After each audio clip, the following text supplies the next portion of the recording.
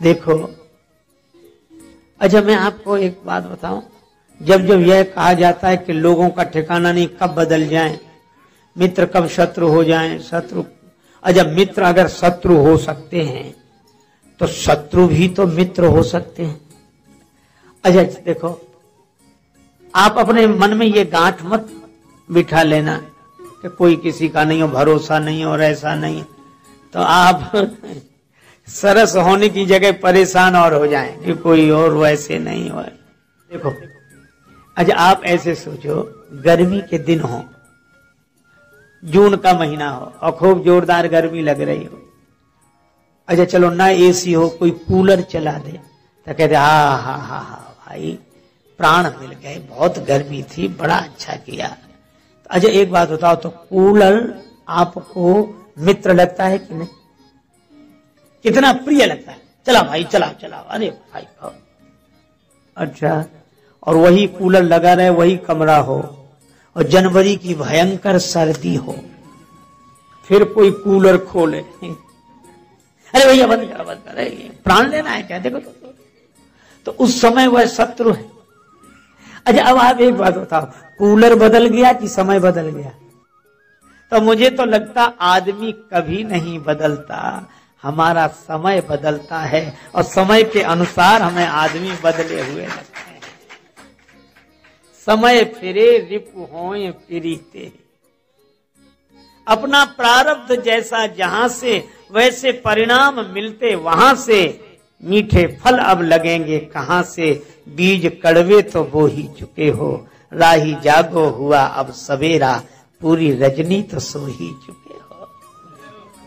इसलिए भाई ये संसार के बारे में जब संत महापुरुष हम लोगों को समझाते हैं तो वो इसलिए नहीं समझाते कि हम रिएक्शन में जिए, वो इसलिए समझाते हैं ताकि हमारा एक्शन सही हो जाए, और एक्शन के लिए ही तो ये डायरेक्शन है, रिएक्शन से मुक्त हो, एक्शन में रहे, इसीलिए सत्संग।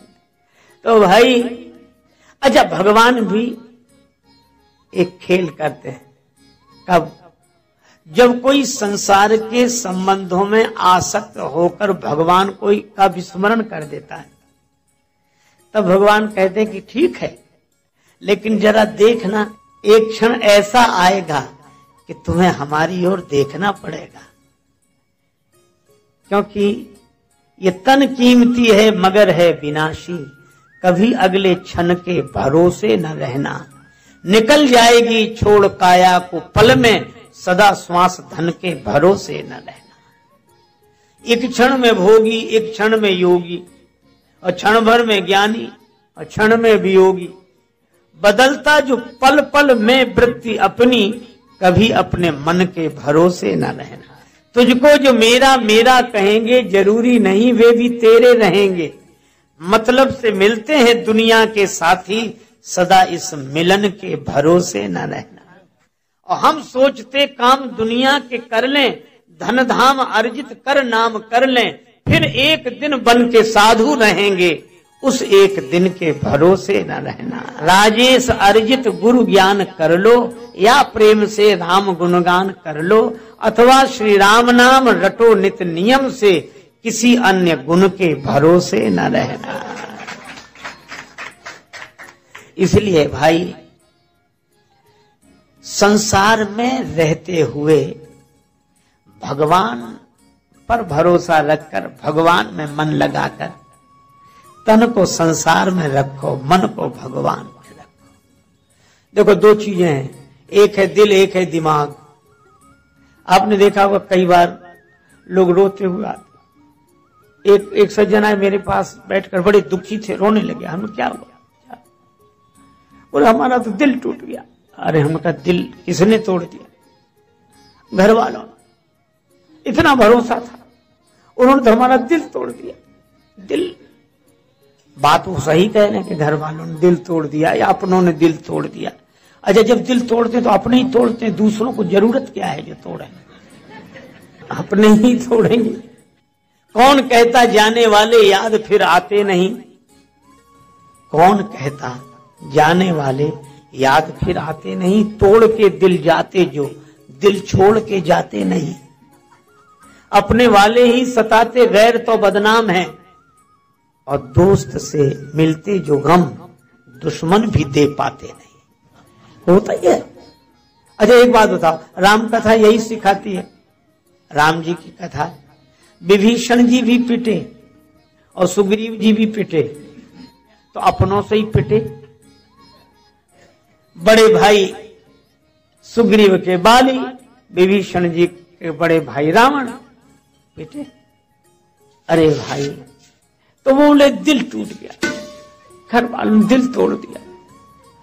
तो हमने उनसे सहानुभूति के नाते कुछ बातें कही, लेकिन एक बात फिर जब वो थोड़े आश्वस्त हुए, हमारे समझाने से थोड़ा उन्हें ठीक लगा, तो फिर हमने उनसे कहा कि दिल टूट गया ये तो दुख की बात है, पर तुमसे कहा किसने था कि घर दिल से चलते हैं? काहे को लगाया था? तो बोले फिर करते क्या? हमने कहा देखो एक सीधी सी बात है, ये घर दिल से नहीं दिमाग से चलते हैं। संसार में दिमाग से रहना चाहिए, संसार में समझ पूर्वक रहना चाहिए। तो फिर क्या करें? हमने कहा दिमाग से संसार में रहो, घर में रहो, परिवार में रहो, और दिल से भगवान में रहो, यही जीवन की है। लेकिन भगवान में हम अकल लगाए, भगवान में तो ऐसी अकल लगाए हैं कि वो हैं भी कि नहीं, आज तक विचार कर रहे हैं। दुनिया पर विश्वास और भगवान पर विचार होना चाहिए कि दुनिया में रहें तो विचार पूर्वक और भगवान में रहें तो विश्वास पूर्वक। देवकी माता ने विश्वास कर लिया कि मेरे भाई जैसा महान कोई नहीं। इतना बड़ा होने के बाद नंगे पांव मेरे रथ का सारथी बन गया। बहन को कितना चाहता है, कितना चाहता है। पर सच्ची बात यह है कि संसार में कोई किसी को नहीं चाहता, सब अपने को चाहते हैं और अपने लिए ही सबको चाहते हैं। यह नियम है। भगवान ने कहा अच्छा, भगवान श्री कृष्ण ने सोचा कि पहले माता का ही भ्रम दूर करूं। जब वह रथ वन में पहुंचा, आकाशवाणी हुई, अरे कंस, जिस बहन को तू इतनी हार्दिकता से रथ में बिठाकर विदा कर रहा है, जिस बहन से तेरा इतना प्रेम है, इसी देवकी का 8वां लाल तुम्हारा काल होगा। इसी देवकी का 8वां बेटा तुम्हें मिटाएगा, तुम मरोगे।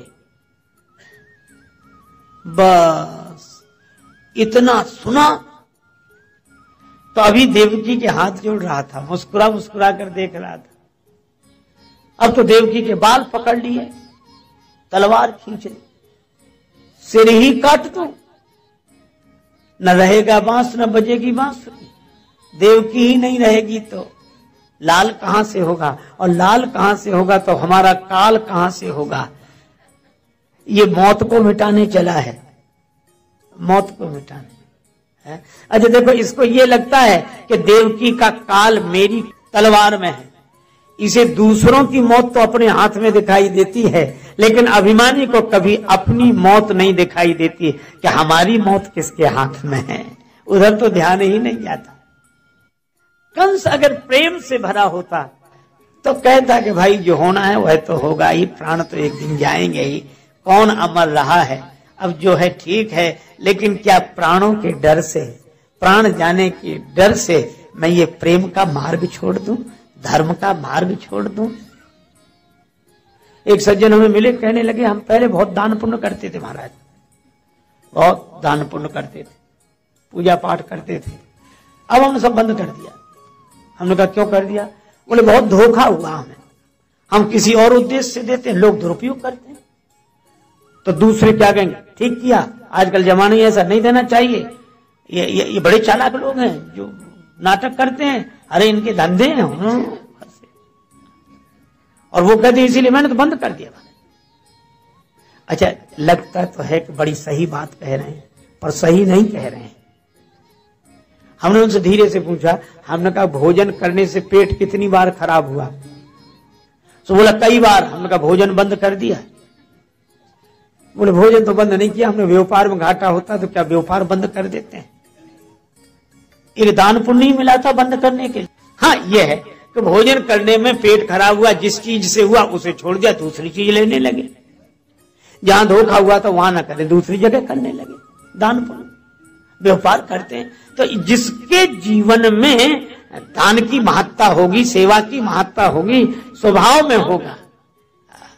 बिच्छू और संत की कथा हम लोग सुनते ही हैं। बिच्छू ने कई बार डंक मारा, पर संत पानी में बहते हुए बिच्छू को हाथ पर रख लेते। किसी ने कहा कि बाबा ये बार बार डंक मारेगा, ये अपना स्वभाव नहीं छोड़ सकता। तो संत ने कहा कि जब बिच्छू अपना स्वभाव नहीं छोड़ सकता तो संत अपना स्वभाव कैसे छोड़ दे? यह है असली प्रेम। ये कंस का प्रेम असली नहीं है, ये प्रेम का धार्मिकता का दिखावा है। मौत की बात किसी ने कह दी, इतने में ही धर्म चला गया, प्रेम चला गया। इसलिए भाई लोग कहते हैं कि प्रेम में हम मर मिटने को तैयार हैं। प्रेम में लोग कहते हैं हम मर मिटने को तैयार हैं। और ये कैसा प्रेमी है कि जिससे प्रेम करता है उसी को मिटाने मारने को तैयार है। इसका अर्थ है यह प्रेम नहीं है। प्रेमी तो कहता है कि हम चाहे ना रहें तुम रहो, और ये कहता है कि तुम आज ही मरो ताकि हम बने रहें। ये प्रेम है, ये धार्मिकता है। वसुदेव जी ने देखा संकट का समय, तो वसुदेव जी ने कंस की प्रशंसा की। ये नीति है। कई बार काम बिगड़ रहा हो तो ऐसे लोगों की तारीफ करना मजबूरी हो जाती है। वो महान है नहीं, लेकिन चलो महान कार्य हो जाए प्रशंसा से, तो प्रशंसा करने में क्या? अरे आप तो पुरुष हैं और आपको यह शोभा नहीं देता, और आपको देवकी से डर नहीं है, देवकी के 8वें लाल से डर है। तो इनकी जैसे जैसे जो 8वें लाल का जन्म होगा मैं लाकर आपको दे दूंगा, आप उसे मार देना। कंस को लगा कि बात ठीक है, अभी बदनामी भी होगी और ये ठीक नहीं। बोला अच्छा जाओ घर में रहो, पर रखवाली रहेगी, सब देखते रहेंगे। अच्छा अब ये कथा बड़ी अजीब है, बहुत विचित्र कथा है। आराम से वसुदेव देवकी जी अपने घर में रहने लगे। कंस के पहरेदार रहते थे, पर हमारे महात्मा देवर्षि श्री नारद जी पहले तो भवन में ही रहते थे, फिर तो कंस ने उनको जेल में डाल दिया, बंदी गृह में रहो। एक लाल का जन्म हुआ, वसुदेव लेकर आए। कंस ने कहा कि मेरी इससे कोई शत्रुता नहीं है, मुझे तो 8वें की जरूरत है। वो लौट गए। मैं नारद जी की बात बता रहा था। नारद जी गए एक कमल का फूल लेकर, और इधर से गिने 1 2 3 4, फिर उधर से गिने। कंस ने कहा क्या हुआ है बाबा? नारद जी ने कहा कि हम ये गिन रहे हैं कि 8वीं कौन सी है, इसमें कमल की 8वीं पंखुड़ी कौन सी है। तो अष्टदल कमल था, जिधर से गिनो, एक इधर से करो तो उधर वाला 8, इधर से एक गिनो तो उधर वाला 8, बीच से गिनो तो बीच वाला 8। और ऐसे लगता था कि 8वां तो सब में है। और बात भी सही थी, जो 8वां है, जो भगवान है, वे तो सब में हैं, अपने अपने गिनने की दृष्टि। और कंस ने दूसरा अर्थ लिया कि इसमें तो पहला भी 8वां हो सकता है और 8वां भी पहला हो सकता है। तो उसने कहा कि अब एक को भी नहीं छोड़ेंगे, मिटाओ, सबको मारो। अच्छा अब ये बात बड़ी अजीब लगती है कि नारद जी ने और विचित्र काम किया, भी बेचारे बचते भी उनको। और देखो कभी कभी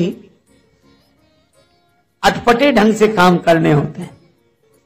जैसे एक आदमी के हाथ में हुआ फोड़ा, थोड़ा ही उठा था, तो डॉक्टर के पास गया कि डॉक्टर साहब ये फोड़ा देख रहे हैं, अभी थोड़ा ही उठा। डॉक्टर बोला ये गोली ले, खा लेना, बैठ जाएगा। वो लाया, गोली खाई नहीं उसने, अब फोड़ा हो गया बड़ा। फिर गया कि डॉक्टर साहब तो हम गोली दी थी, वो तो हमने खाई नहीं। बोले अब ये बैठेगा भी नहीं। अब तो इसका ऑपरेशन करना पड़ेगा।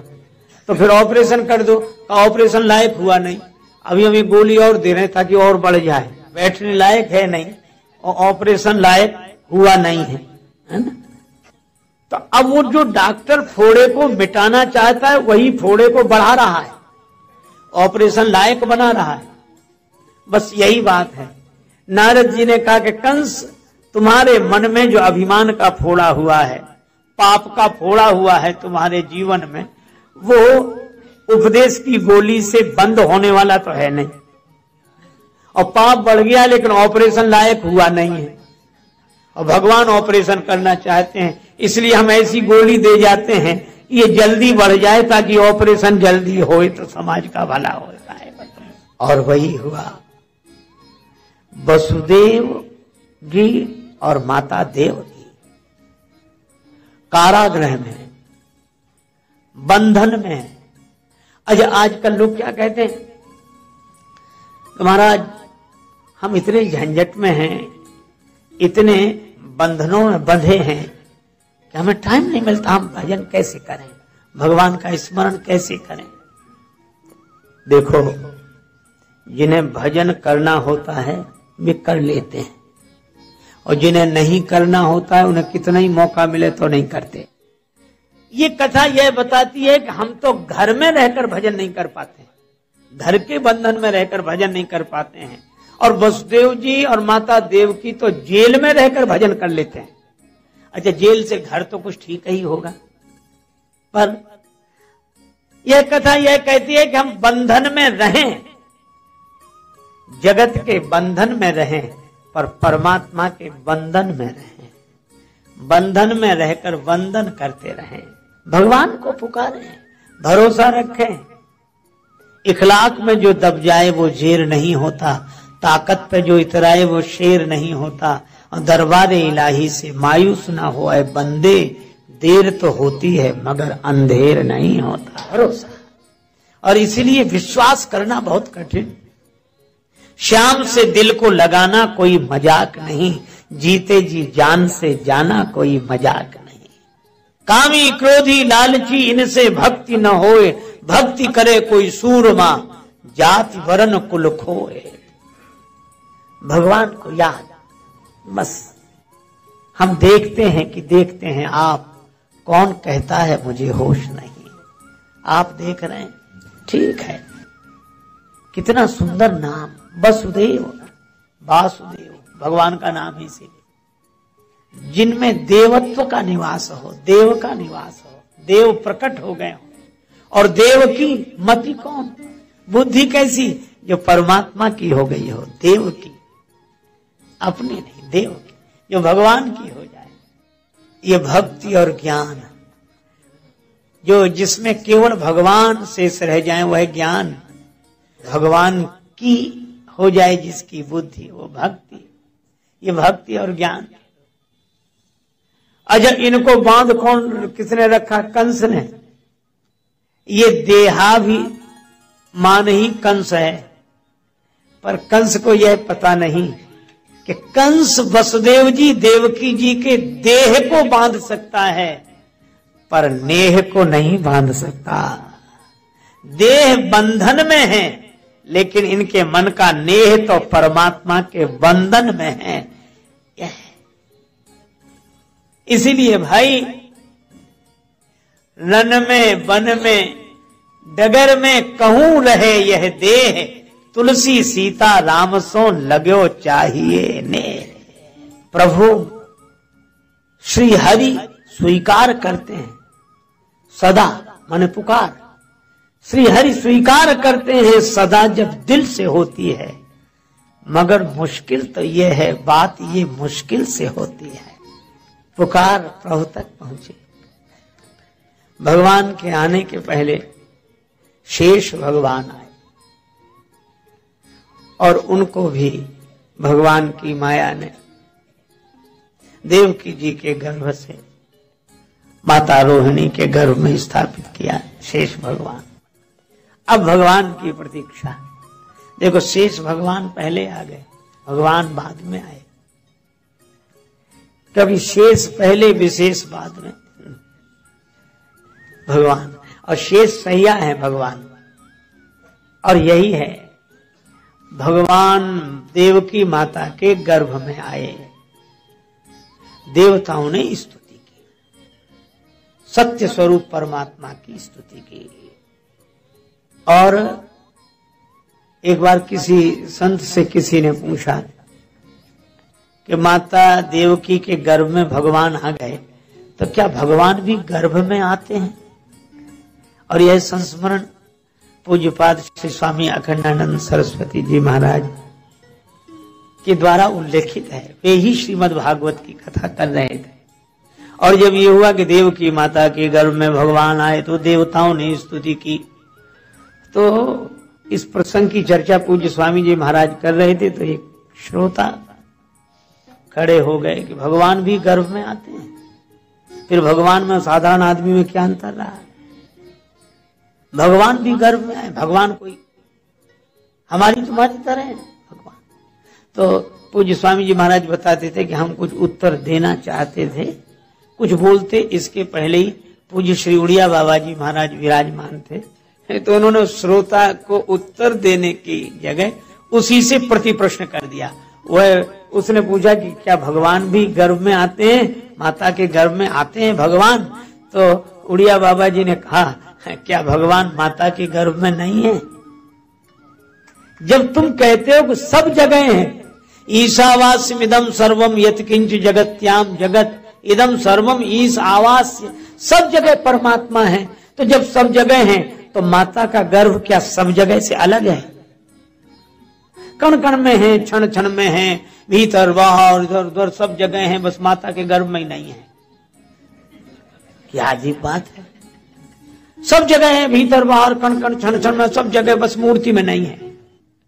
अरे भाई, भगवान सर्वत्र हैं, सब में हैं, सब जगह हैं। और इसीलिए तो भक्ति स्वतंत्र, भक्ति इसी अर्थ में स्वतंत्र है।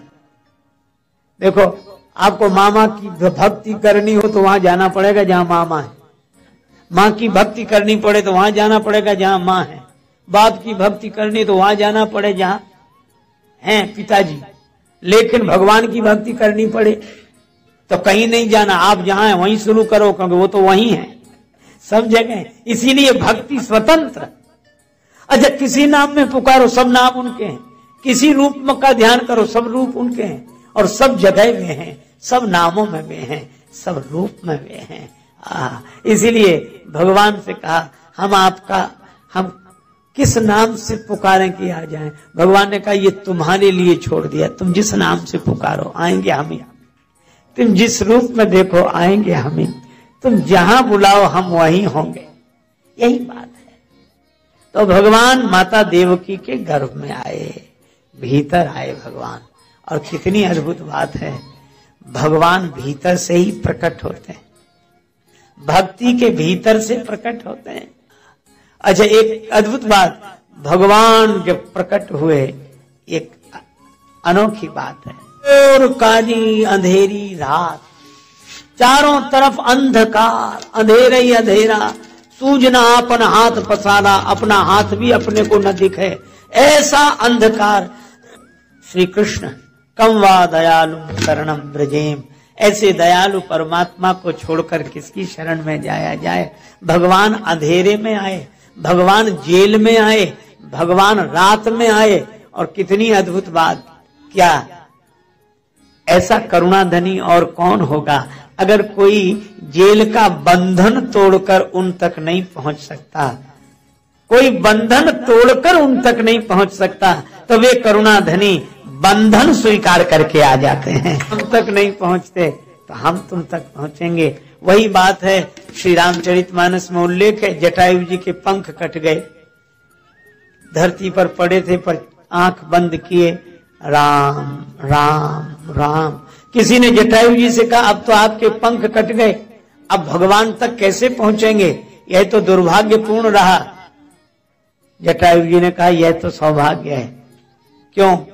पंख होते तो जिम्मेवारी मेरी थी कि उड़कर भगवान के पास जाऊं, और पंख नहीं रहे तो अब जिम्मेवारी भगवान की है कि वे चलकर मेरे पास, भगवान की जिम्मेवारी है, अब मेरी नहीं है। वसुदेव देवकी जी भी यही सोचते हैं कि अगर जेल में न होते तो जिम्मेवारी हमारी थी कि हम भगवान के धाम में चलकर जाएं, भगवान के तीर्थों में चलकर जाएं, लेकिन अगर हम जेल में हैं तो अब भगवान के पास जाने की हमारी जिम्मेवारी नहीं है, अब तो भगवान को हमारे पास आने की जिम्मेवारी है। अब भगवान का दायित्व है कि वो आए। अच्छा, एक बात है, मैं क्या कहूं, मारीच जा रहे थे, हिरण बनकर आए थे, भगवान पीछे चले तो मारीच भागे आगे और देखे पीछे। भगवान ने कहा जब इधर देख रहे तो उधर काहे को भाग रहे, फिर रुक ही जा, और भाग रहे तो इधर काहे को देख रहे, भागना उधर और देखना इधर, ये बात समझ में नहीं आई। तब मारीच ने कहा कि प्रभु दो के बीच में ये जिंदगी फंसी है, ये जीवन क्या, बोले एक और भाग्य है, एक और भाव है, भाग्य उधर ले जा रहा है और भाव इधर देखने के लिए मजबूर कर रहा है। तो भगवान ने कहा कि क्या देख रहे, मारीच ने कहा सन्मुख होय जियो मोहि जबहि, जन्म कोटि अग नासो तबहि। ये सुनकर आया था आपकी शरण में। भगवान बोले शरण में आए थे तो भागे क्यों, बोले दूसरी बात याद आ गई, आप यह भी तो कहते हैं मोहि कपट छल छिद्र न भावा, और मैं हूं कपटी इसलिए भागा। अच्छा, कपट तो आपसे दूर भागता ही है, इसीलिए मैं भाग रहा हूं। भगवान ने कहा अच्छा सो तो ठीक है कि भाग तो रहे हो, लेकिन इधर क्या देख रहे हो। मारीच ने कहा कि ये देख रहे हैं कि मैं तो आपके पास नहीं आ सकता क्योंकि कपटी हूं, लेकिन मैं ये देख रहा हूं क्या आप भी मुझ तक नहीं आ सकते। एक भक्त जानकी माता से प्रार्थना करते हैं, बड़ी भक्ति भरी प्रार्थना, मत राख हम तो तोहरा माया के बस में, पर तू काहे मजबूर मैया। हम तो आपकी माया से विवश हैं, यही हनुमान जी ने कहा, तो माया बस फिरे भुलाना, ताते मैं नहीं प्रभु पहचाना।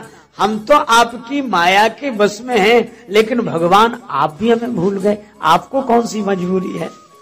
और मारीच ने कहा कि हम पीछे मुड़कर यही देख रहे हैं कि हम तो आप तक नहीं पहुंच सकते, लेकिन क्या आप भी हम तक नहीं पहुंच सकते।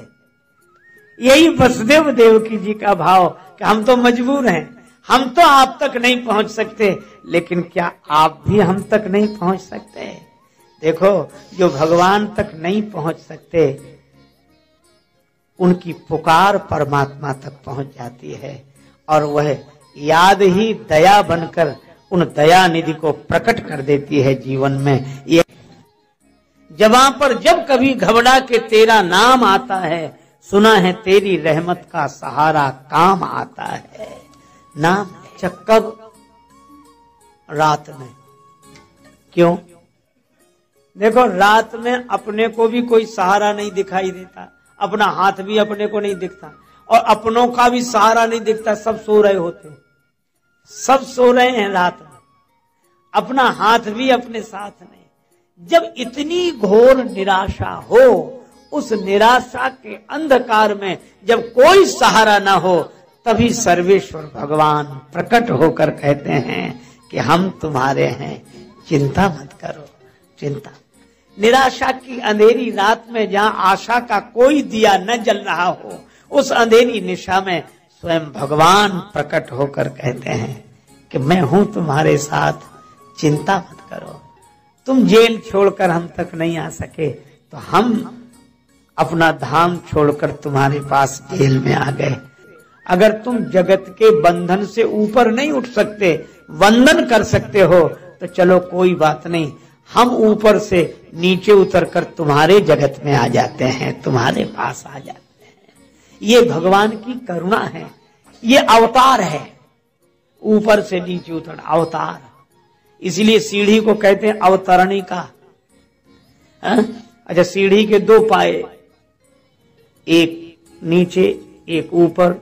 एक आदमी छत पर खड़ा था, बोले इन सीढ़ियों से ऊपर आ जाओ, हम मिल जाएंगे। तो कई लोग चढ़ गए, एक आदमी बड़ा कमजोर, बोले साहब हम तो नहीं चढ़ सकते। तो ऊपर वाले ने कहा फिर हम तक नहीं पहुंच सकते। तो उसने कहा कि इन सीढ़ियों का उपयोग क्या केवल ऊपर चढ़ने के लिए होता, नीचे उतरने के लिए नहीं होता। तो ऊपर वाले ने कहा कि होता है। बोले तो इन सीढ़ियों का आधार लेकर जो ऊपर चढ़ सके सो ठीक, जो नहीं चढ़ सके तो इन सीढ़ियों का आधार लेके आप ही नीचे उतरा। तो ये संकेत क्या है? ये साधना ही सीढ़ी है और इसके दो पायदान है, दो सीढ़ियां हैं। कौन सी? एक नाम, एक रूप, और ऊपर है परमात्मा। वे कहते तुम नाम रूप से ऊपर उठाओ तो हम मिल जाएंगे। तो जो समर्थ हैं वे नाम रूप से ऊपर उठ गए, परमात्मा तक पहुंच गए। लेकिन भक्तों ने कहा हम निर्बल हैं, हम नाम रूप से ऊपर नहीं उठ सकते, तो तुम ही नाम रूप लेकर नीचे उतर आओ तो बड़ी कृपा होगी। तो जो नाम रूप से ऊपर उठकर परमात्मा तक पहुंच गए वे ज्ञानी जन हैं। पर भक्तों के लिए भगवान अपना कोई नाम और रूप लेकर प्रकट हो जाते हैं, ये अवतार है। और वही हुआ, भगवान प्रकट हुए। एक बार एक सज्जन से चर्चा हो रही थी, तो ऐसी विनोद की बात है, तो उन्होंने हमसे कहा कि आप राम जी के भक्त हैं। हमने कहा हाँ, अगर हैं तो तुम अपनी बात कहो। बोले आपके राम जी तो दिन में आए पर कृष्ण भगवान तो रात में आए, क्यों आए? तो मुझे विनोद में एक बात सूझी। अरे हमका उनको रात में आना ठीक। बोले क्यों आए? अरे हमका चोर तो रात में ही आएंगे, दिन में थोड़े ही आते हैं। चोर तो रात को ही आएंगे, दिन में थोड़े ही आएंगे। सो मैंने तो विनोद में कहा था वो ऐसा कैसे कहते हैं, और कृष्णस्तु भगवान स्वयं, और आपको पता उन्हें कोई नहीं पकड़ पाया। हमने कहा वो चोर कैसा जिसे कोई पकड़ ले? अरे बोले वो रातों रात चले भी गए। हमने कहा चोर सवेरे तक थोड़े ही रहते, रात को ही चले जाते हैं। लेकिन भैया यह है तो विनोद की बात, और भगवान कैसे चोर हैं। नवाम मुझ श्यामल कांति चौरम, श्री राधिकाया हृदय से चौरम, अनेक जन्मार्जित पाप चौरम, चौराग्रगण्यम पुरुषम नमामि। ऐसा चित चोर कौन? श्री कृष्ण प्रकट हुए और कहा क्या? मैं कहा मैं ही तुम्हारा 8वां पुत्र हूं। प्रकाश हो गया। निराशा के अंधकार में नारायण प्रकट हो जाएं तो प्रकाश हो ही जाता है। भगवान का दिव्य दर्शन हुआ। माता देवकी जी को, वसुदेव जी को सभी आनंदित हुए। अच्छा, भगवान भी बड़े विलक्षण, कहने लगे गोकुल भेजो। वसुदेव जी ने कहा कि भेजें तो तब जब हम खुद जा सकें। ये देख रहे हो हथकड़ी, पांव में बेड़ी, हम कैसे ले जाएंगे? हम तो खुद बंधन में। भगवान बोले नहीं, हमको तो ले चलो, ले चलो, हम यहां नहीं रह सकते, हमें लीला करनी है। अच्छा, लीला कहाँ होगी? लीला तो गोकुल में होगी। अच्छा, गो कहते हैं इंद्रियों का, इंद्रियों का कुल जहां है, इंद्रियों का समूह जहां है, भगवान की लीला तो वहां होगी। जहां आंखें उनका रूप देख सकें, जहां श्रवण उनकी वाणी सुन सकें, जहां रसना उनका प्रसाद ले सके, वाणी उनका कीर्तन कर सके, हाथ उनको प्रणाम कर सके, चरण दौड़कर उनसे मिलने के लिए चल सके। इंद्रियों का कुल गोकुल, वहीं लीला होगी। इसलिए मुझे यहाँ ये अंतःकरण में प्रकट हुए तो प्रकाश हो गया। अब गोकुल में लीला होनी है, वहां भेजो। वसुदेव जी ने कहा ये हथकड़ी, ये बेड़ी। भगवान ने कहा तुम एक काम करो, क्या? हमें सिर पे बिठा लो, बस। ना हथकड़ी देखो, ना बेड़ी देखो, ना कोई समस्या देखो। क्या? बोले हमें सिर पर बिठा कर देखो, फिर चमत्कार देखो। और कितना बढ़िया संकेत है। भगवान ने कहा कि कितना ही बंधन हो, कितनी भी समस्या हो, परेशान ना हो, भगवान को सिर पे बिठा के देखो। तो वसुदेव जी बोले बिठाएं तो, पर बिठाएं किसमें? यहाँ तो कुछ है नहीं। तो एक संत ने कहा कि अनाज साफ करने वाले सूप में भगवान को बिठा लिया वसुदेव, और सूप सिर पे रखा। कहा कि भगवान के लिए ये एक बोला ऐसा कोई वर्णन नहीं है। हमने कहा ना भी हो, पर ये बात बड़ी सार्थक है।